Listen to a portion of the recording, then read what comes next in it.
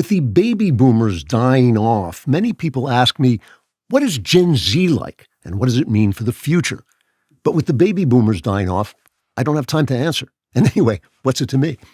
However, there is a new poll out on how these Gen Z whippersnappers see things, and the results are very encouraging in the sense they'll allow me to die happy in the knowledge that the rest of you are screwed. The poll of around 3,000 respondents between the ages of 18 and 29 was specially designed to elicit information from young people by posing its questions in the form of emojis and inarticulate whining noises, and then pretending to take the answers seriously. The results had a margin of error of 79% because the young people had no clue what the hell they were talking about and then changed their minds when they found out what life was really like. The young people were asked such questions as, what do you value most? Is America headed in the right direction? What the hell do you know, you nose-ringed freak? And why don't you get a job and find your own place to live? You're 20 years old already, for crying out loud.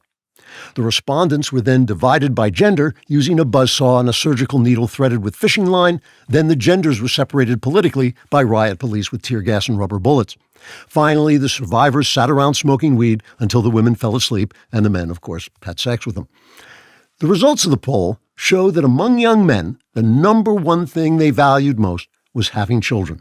The number 4 thing they valued was getting married. Numbers 2 and 3 were avoiding paying child support and using pig's blood during a paternity test before changing their names and moving out of state. Among women, the number 1 thing they valued most was their jobs. The number 2 thing they valued was emotional stability, and the number 3 thing they valued were antidepressants.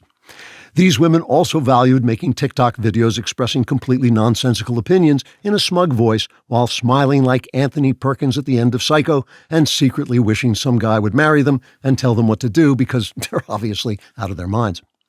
The poll also revealed ingrained differences between young men and women when it came to political issues. For instance, 56% of young men feel that Donald Trump is doing an excellent job as president, while 82% of young women also have political opinions, but nobody bothered to write them down because, let's face it, who cares? The biggest political divide between the genders was on immigration. Young women felt that it was a crying shame to deport an upstanding pillar of the community just because he had come here illegally and had drunkenly crashed his car into an elementary school, then escaped before the police discovered the child tied up in his trunk. Young men didn't answer the question because they were too busy watching cool videos of ICE agents slamming fat Mexicans into the sides of their jalopies while screaming the F word. One surprising result in the poll is that young people increasingly favor socialism. They listed their primary reasons as 1, they'd have a lot of time to play Candy Crush while they were standing in line to get a loaf of bread. 2, they've seen the miniseries Chernobyl, and it looked really cool when people's flesh started to melt like in a science fiction movie, only real. And 3, under socialism, there would be no corporations and everything would be free. So you could just pick up a new iPhone anytime you wanted it, wherever it is that iPhones come from. All in all, the results of the poll demonstrated that Generation Z is called Generation Z for a good reason, namely, nothing comes after Z. If you love this content, and I know you did, like and subscribe, and for even more great content, subscribe to The Andrew Klavan Show wherever you get your podcasts.